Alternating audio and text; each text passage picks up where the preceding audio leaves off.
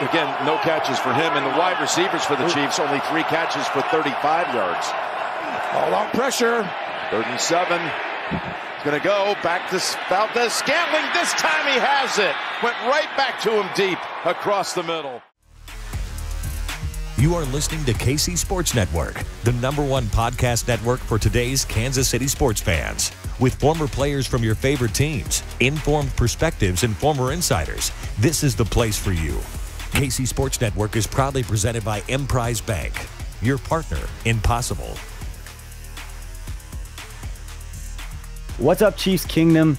The sun did rise today, and the Chiefs are still leading the AFC West and tied atop the AFC Conference and still have a shot at that #1 seed and the bye week with 5 weeks left in the regular season to play. A lot can still happen, but we're going to talk about what we all watched yesterday against the Cincinnati Bengals, and it was frustrating. Appreciate you all for hanging out. I'm BJ Kissel, former Chiefs reporter, and now I'm working with some phenomenal people trying to build a new outlet for Kansas City sports fans here at KC Sports Network.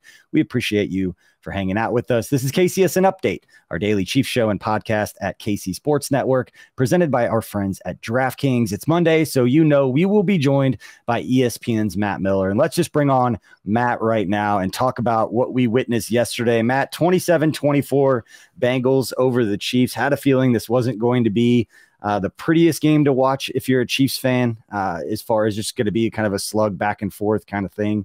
And that proved to be the case. Not a whole lot of fun to watch for Chiefs fans. A good game, nonetheless. I think an important game because, you know, you and I come on every Monday and we talk about kind of ups and downs for this team, strengths and weaknesses, areas of concern. I thought we saw a lot of those play out, good and bad, on Sunday. And I think it's almost important to get that loss late in the season to where you have to reevaluate things. And right now, the Cincinnati Bengals have the Chiefs' numbers, 3 straight wins. I know you guys have talked about that a lot in the last 24 hours, but it gives you a target, a goal. At first, it was the Patriots. Now, it seems like it's the Bengals, a team that does have the Chiefs' number. So there's a lot to get into today. That's to be sure. Yeah, we generally do our stock up, stock down report, and we're going to reverse those because I don't want to annoy all the fans who don't want the rosy stuff. We'll start getting into it's not the end of the world stuff tomorrow, or let's get to the positive things. So there were some positive takeaways from that game. It's always that we talk about the margin of error, in any NFL football game being so small that Chiefs make a couple more plays and win those games. It's amazing how many different positive things we would talk about that had nothing to do with the end of that game that we won't talk about because they ended up losing. But if you win, you make a couple more plays at the end, they don't kick that field goal, they go down and score a touchdown, something happens, they win the game. All of a sudden, there's a lot more positive things to talk about. But at the end of the day, they lost the game. And again, like you said, 3 straight. And now there's a nemesis. There's a team that Chiefs can't get over the hump for, and it seems to be the Cincinnati Bengals. And, they'll play them again. And we talked about it on the postgame show last night. The most frustrating thing for me was all the talk going into the game, and then not really backing a lot of that up. So we're going to start with the stock down report and then go stock up on the second half. But what's your first for the stock down report for the Chiefs after yesterday's loss? Yeah, you unintentionally segued me perfectly here because I do think it was, there was so much talk throughout the week. Justin Reed saying he doesn't know the name of the receivers and he's got the name of the tight end wrong.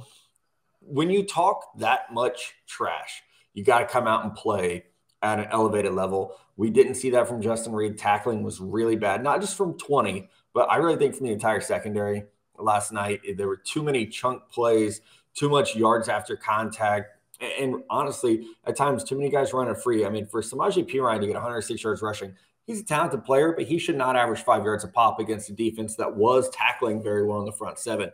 Jamar Chase, 7 for 97, I think it was, in his first game back. You knew he was going to be a problem, but the coverage was better than the tackling, if that makes sense. There were so many times where Bengals receivers had to make tough catches, but then they're powering through plays after the fact. And we saw that with one of the touchdowns where it's just they were physically overpowering the Chiefs tacklers. And you expect that when you play Derrick Henry, or you expect that when other teams are playing Travis Kelce. You don't expect it to be your own defense playing against the Cincinnati Bengals wide receivers. So the tackling's got to be better. And I think from a defensive standpoint, if you're going to talk that much trash as a secondary, you got to come ready. And they were not ready yesterday. Yeah. it's one thing to not know a player's name, and like that's bad. I think they know him by numbers. So I think if you would have said like what numbers, they would have known the numbers. So I'll give a little grace there. But then he just doubled down. He was like, "Yeah, it's kind of soft." And it's like you can't call somebody else soft and then not come up and tackle from a safety position. There were a handful of plays, and it was very obvious that the Bengals knew. And I had made the point going into this game that Bengals weren't going to play any harder because of what was said, but they were definitely going to let them know about it after a play. And we'd see that kind of chippiness a little bit. And it seemed to resonate with the Bengals because even in the third quarter, anytime Justin Reed was near a play, at least one of the Bengals players was looking back and doing something. Yeah, we saw Jamar Chase just getting his face into it, and there was really no response for that. And then even on a simple tackle on the outside, if Justin Reed was near the play, somebody was kind of looking at him. Don't know what they were saying, if they were saying something directly, but they were definitely staring to see if he was looking in case they had something to say. So that part was the most disappointing to me, was that there was no real answer after kind of shining that light and putting that spotlight on yourselves to come out and not tackle was not great. But as far as not ideal at all. But as far as stock down, what else stood out to you from that game? Yeah, I also think something we talked about last week, BJ, and we said, hey, we're being super picky. They won against the Rams. Let's not read into this too much, but it could come back. And so we're just putting it out there. And that was the lack of spark in the passing game. I think we finally saw it, come to in a game where it mattered, which is what we've said about like Harrison Butker and extra points. And we said it about the spark in the passing game. At some point, we're pointing this out because it might matter. I think it mattered yesterday. Not even taking into account the rare Travis Kelce fumble, like things that you never see. That's a fluke. Let's not worry about it. But there is a lack of spark in this passing game where it's almost like defenses have understood now, bend but don't break. We're going to put a bubble around this passing concepts, and we're not going to let anybody get behind us. We're going to be wrap-up tacklers, and it's going to shut this team down to some degree. I do think we saw that. Juju is good for like one or two a game, it feels like, where you're like, God, he's almost there. MVS had a really good catch down the field. But there's not that consistent threat level where you can see defenses back on their heels. This is not just a, Tyreek Hill's gone. It's that Mecole Hardman is out, and there's your speed over the top. It's that Sky Moore is not being integrated into the offense at a high level yet. So I think in this iteration that we have right now, this is a powerful post-up wide receiver core that they have on the field right now because of injury. They're really missing some of that spark down the field. The frustrating part is you feel like they have the guys to get it done. Justin Watson can fly, and we've seen him make big plays. We've seen Noah Gray make plays, and we know MVS and these guys. It's just the consistency and just going down there. And again, in some ways, we are still being a little bit picky because we're still talking about the number one scoring offense team that has been really, really good. But in the instances where they've gone up against teams that they may see in the playoffs in the AFC this year, looking at the Titans, that it was a margin of error game that they ended up on the good side of, and then you've got the Bills and the Bengals, and two of those games that they lost, and one of those games was at home. So it's not time to panic. It's not a panic type thing, but it's just they've got to have it click for them against an opponent that they're going to see again down the road. And the only thing that I can, from a philosophical standpoint, looking at this, thinking could help them down the road when they face the Bengals again, because the Bengals are going to have all the confidence in the world, is the Chiefs can get back to everybody is doubting us, we are the underdog kind of deal, which sometimes teams thrive off of. A lot of players, Patrick Mahomes would thrive off of that kind of messaging. And now that's kind of what it's set up to be if they do have a rematch in the playoffs, is that the Chiefs are completely the underdogs and the Bengals completely have their number, and there's nothing they can do about it. And with all the trash talk, made it even worse, because after the game and the Bengals fans are talking and Chiefs fans are getting upset, it's like they're being kind of nice compared to some of the things that they could have said post game and afterwards, just because of, they backed it up and the Chiefs didn't. And I think one thing to think about, BJ, maybe you guys have touched on this, is the Chiefs' losses this year, or the two losses to playoff teams. It's against defenses that are safety driven. The Bills, you have Micah Hyde and Jordan Poyer, who are a great duo. The Bengals have a really underrated group. Jesse Bates is obviously a household name, but Von Bell always plays the Chiefs very well. Mike Hilton in the slot is really good at what he does. So it's teams that have that, kind of unique safety duo where they can limit Travis Kelce to 4 catches, where they can take away some of the check down stuff through the middle The Bengals are a good team. I think that is the other thing, is this is not a team to overlook. And maybe maybe you guys don't see that, but I can tell you on a national level, a lot of people didn't take this team seriously last year, and they have not taken them seriously this year because they were 7-4. Like, well, okay, whatever. Well, I think a lot more people are taking them seriously today. Yeah, and they started slow. I think that was part of the deal, in that, you know, they started off the season not playing very well, and you know, when the schedule came out, this is the game that I had circled, just because they ended our season a year ago in a game that I want to say offensively the Chiefs looked much better yesterday than they did in that playoff game. I don't think that that's a hot take or something that Chiefs fans could listen to and get upset about. They did. But you look at the Chiefs at 9-3 right now, and they lost 3 games by a total of 10 points. So the whole, this is very frustrating. It was annoying. And I think, again, not to hit on for like the 5th time, but all the trash talk and not being able to go out there and tackle just made it feel worse. But keeping some perspective of what Andy Reid, what Patrick Mahomes, what they've done in situations where we felt like this over the last 10 years with them, they seem to figure it out. They get on the same page, but there's no doubt that if they face this Bengals team again, that it's going to have a different feel going into it, and that the Chiefs will absolutely be the underdog and not favored in the game, and no one really thinking that they're going to win that one, because now it's not a fluke. That is they have our number. And Joe Burrow is, I think we had 1 quarterback hit. George Karlaftis got the 1 sack. They had 1 quarterback hit in that game. I know Maddie Lane on our postgame show talked about just the blitzing not working. Like, they torched us when we were blitzing, and then when we sat back, they tore us apart and we couldn't tackle. When you sit back and you rally around, keep things in front, and you don't tackle, you can't do anything. And when they sent extra guys, it just wasn't getting home. So a lot of blame to share around. It was a team deal, but there's also a need for perspective that some fans might want to hear. Some fans are still probably pissed off, but 3 losses this year by 10 points. Chiefs aren't going to go blow everybody out and win every game by 20 points and just run away with a Super Bowl. These other teams are very, very good. And to your point, safety driven, and they've got basically 2 number 1 receivers. Jamar Chase, one of the 2 best young receivers in football, depending on how you want to argue, those 5 or 6 guys that everyone seems to talk about. And then T. Higgins, and Tyler Boyd would be a number 2 or maybe even a number 1 for some teams. Like, they're deep and they're talented. Yeah. Before we move on to the stock up, let's stay on the stock down for one more, because on our post-game show last night, we had a lot of comments about one particular guy on the left side of that offensive line. And at this point, like, as much as I always want to, I've never talked to him, but as much as you want to root for players who bet on themselves, there was a lot made about the contract negotiations for Orlando Brown Jr. coming into this season, holding out, wanting that to be paid like a top 3, top 2 left tackle, whatever there was reports out there, but you never know. But he wanted to get paid more than he was being offered, and hasn't done anything this season to show that he warrants even the contract that was initially offered to him, let alone what he was asking for. Yeah, it's, I mean, a struggle. Again, I was trying to pull my notes up on him. I mean, I think this is the worst year he's had. And I, my job is to follow these guys, especially early in their careers, and kind of evaluate them and figure them out.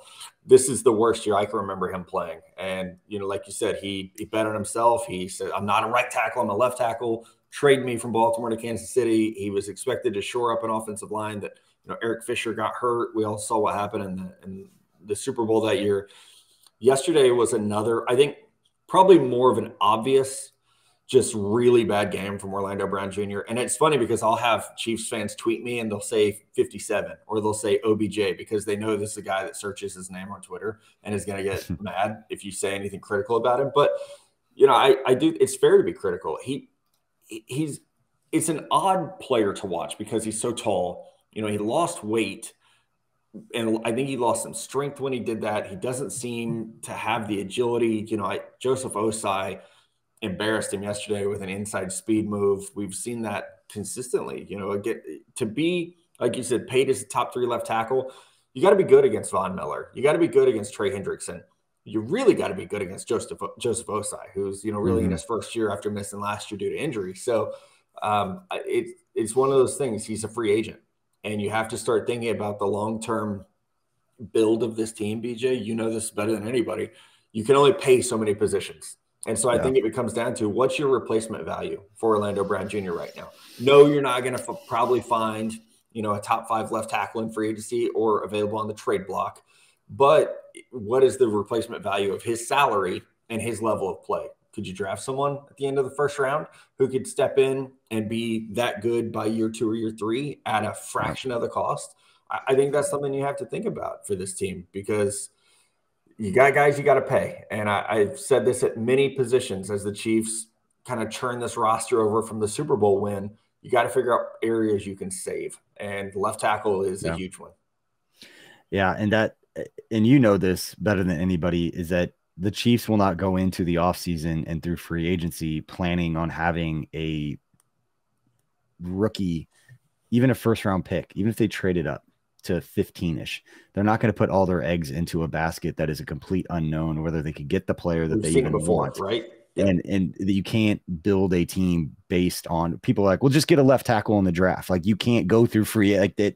In theory, it seems nice to be able to say that, but in actuality and to be real, like, you go through free agency, their best bet is to find either a 38, 39-year-old left tackle who's at the tail end, obviously, of his career, but still playing at a high enough level that he might give you a year. So when you draft somebody in the first, second round or whatever, they've got that year to learn, and then you hope that works out.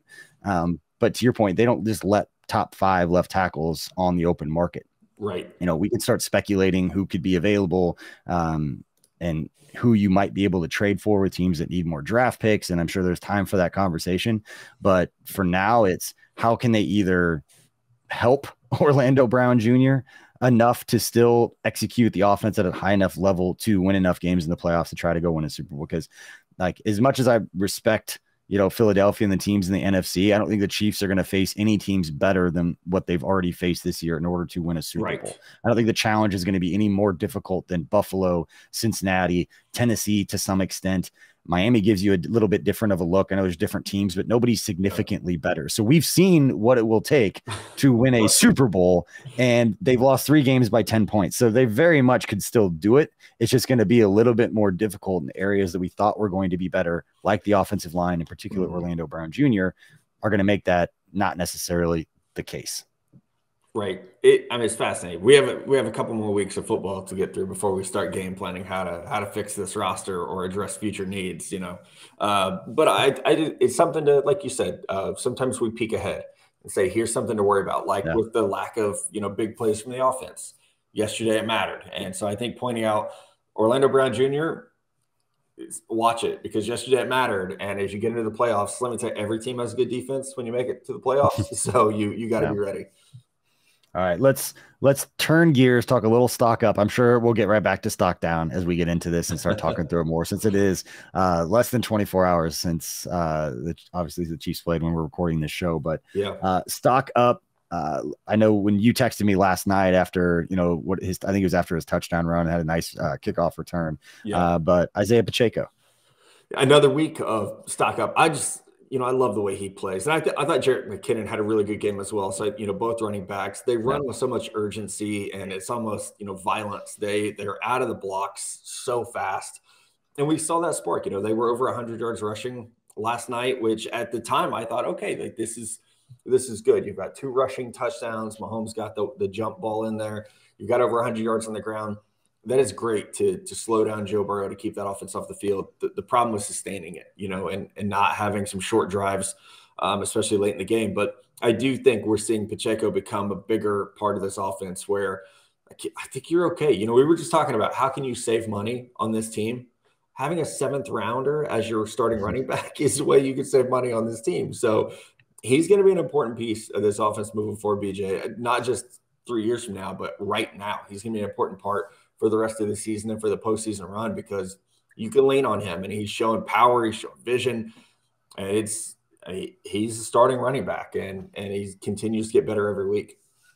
No, and I brought this up before, but Brett Veach going back before the draft and saying there's a 1,000-yard rusher in the 7th round of this draft. He said that before that draft this past spring. And I don't know if anyone specifically asked him, was like, were you talking about Isiah Pacheco? Yeah. Was that the guy that you were talking about? But we talked about post-game show last night. I thought Jerick McKinnon provided a spark, and we saw it in the 2 games last week. I kind of talked about this in a few of the shows leading up to the game last week, that, in the 2 losses last year to the Bengals, the Chiefs had actually ran the ball pretty effectively. They averaged over 6 yards per carry in both of those games, which is saying something, especially the way that they ran the ball yesterday, because DJ Reader, like we talked about during the week, I talked about Brett Coleman.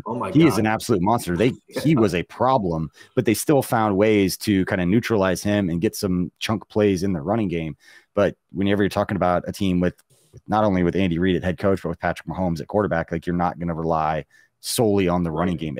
If you're running the ball a ton relative to normal, you're at maybe a 60-40 split instead of 70-30 or 80-20. But yeah, Pacheco, I love how hard he runs. I love the spark he provides. I love when he takes a big pop, he hops right up and sprints back. Like, I love all that stuff. I think that resonates with his teammates. And he was one of the guys yesterday that did that felt like he was into it in that kind of way. The guys are into it. I'm not saying they don't care. And a lot of those comments that people make, but there's a little something extra, and they're matching or bringing it compared to what their opponent is. And it stood out with Pacheco yesterday, and that was a spark that felt like at the time that he made some of those plays, it was really needed for the Chiefs. Oh, absolutely. And even I think we got to shout out, because we've been so worried about the punt return game. We got to shout out that it was just a clean game from the return perspective yesterday. So that's a stock up. To see Pacheco back there as a kick returner. Watson, I think fair caught the one punt that the Bengals had. But I will say my other stock up, BJ, it's another rookie, Trent McDuffie. For all the bad things we could say about the defense yesterday, not really getting home to Burrow with that rebuilt Bengals offensive line. Chris Jones was fairly quiet compared to what we've seen, but Trent McDuffie had a really good game. And for a player who's still, in the first quarter of his rookie season, he's playing really, really good football. And the Bengals wide receiver core, that's the best test you're going to get in the NFL. I mean, your individual matchups, you might have a Justin Jefferson or a Stephon Diggs. Jamar Chase is pretty damn good. And as we talked about, they're so deep and their passing concepts are so good that, that's an A1 test. And I thought he played exceptionally well. Joshua Williams played well also. I definitely have to shout him out. I think in those young corners, Brett Veach has something. And you got another late rounder, just like L'Jarius Sneed, who was a huge impact. And now you got your frontline guy, I think, for the long term, and that's Trent McDuffie. Yeah, I think of the new guys that didn't play in that game last year, talking about Pacheco, talking about McDuffie, and on the offensive side, Juju Smith-Schuster. I thought his 4th down catch where he kind of out-physicaled the defensive back to get there. At that moment, that was one of those plays that we would have been talking about had the Chiefs pulled out that win. Absolutely. And then the MVS, his 2 catches deep down the field. I know you talked about the spark in the passing game. Hopefully, when McCole Hardman gets back, or Kadarius Toney, I just feel like some of those easy throws, easy plays that pick up 7, 8, 12, 15 yards just because of pure athleticism. We're not seeing a lot of those. Not about Tyreek Hill. It's just the way that Andy Reid's offense goes. Some of those jet sweeps, some of those different things that they're doing, they're missing because they don't have that skill set in their offensive playbook right now with Kadarius Toney, who we hope comes back real soon. But if there's a rematch, that is going to be something that's talked about, that the Chiefs were missing some guys, in particular on offense, for some of that spark that you were talking about. Yeah, and we'll see. I mean, I think even just having Mecole or having Kadarius Toney in there, even if they're not producing stats, it's that threat. Sammy Watkins used to be that guy of, he might not catch a ton of passes, but you have to account for him and you have to respect his speed. So getting some of those guys back will be key. And like you said, I think this is a matchup we're probably going to see again in about a month and a half. So be ready for it. All right. Before we let you go, again, talking with ESPN's Matt Miller. Matt, what message do you have for Chiefs Kingdom as somebody who lives in Chiefs Kingdom but is not a Chiefs fan, that loves to root for the Chiefs players and their individual success, just because it's more fun to live in the community when the Chiefs are playing well. Everybody's in a better mood. But what message do you have for Chiefs fans after a loss that based on social media, and that's not always the greatest barometer for things, but pretty pissed off, pretty upset, pretty down right now? Well, the sky's not falling. You still have a chance to have the #1 seed in the AFC. You still have a chance to have home field advantage. You still have Patrick Mahomes and Andy Reid. Every team loses since 1972 every team loses. So it's okay to be pissed. I'm sure the players are even more upset, but as we've seen with this team, that usually gives them a spark they need. I'm sorry you finally had to experience a December loss with Patrick Mahomes as your quarterback. The rest of us who are fans of other teams get to experience this all the time. I'm a Niners fan. Think about We're that. on Brock Purdy as a quarterback right now, so you guys don't really get to talk. You be sad. Everybody should be sad, but it's been 5 years. You finally lost the game in December. I think it's okay. You'll be okay. Man, I hadn't thought about that till right now. I think it's 26 or 27 straight that they had before that loss. That's tough. I guess Patrick Mahomes is human after all. And there's a lot of people are going to make a lot of comments about this game, but I thought Mahomes played pretty well. He was running for his life in some of those big moments. But again, margin of error in these games is real small. They make a couple more plays. We're talking completely differently about this game. But to hammer it for, I think, a 6th or 7th time, the most frustrating part was the talk leading into the game and then how they came out defensively and didn't really match some of the things that they had said going into that one. So that was frustrating, but man, Matt, we appreciate your time. That's ESPN's Matt Miller. You can find all his work covering the NFL draft and the NFL at ESPN, and we'll have Matt on a lot more as we get closer to the playoffs and into the offseason draft, all that good stuff, man. But appreciate you and appreciate everybody for listening and or watching this video or podcast and for spending part of your day with us. I'm going to get back to my daughter who's homesick from school, but I was getting a little bored and wanted to crash. Saw her head popping up if you're watching on YouTube. So she's getting a little antsy, so I'll get back to that. But we appreciate all you for hanging out. Please hit that like and subscribe and follow us on your favorite podcast platform. And we don't just cover Chiefs, we cover all Kansas City sports. So just search KCSN on your favorite platform to find all our stuff. But we appreciate all of you. We'll see you next time.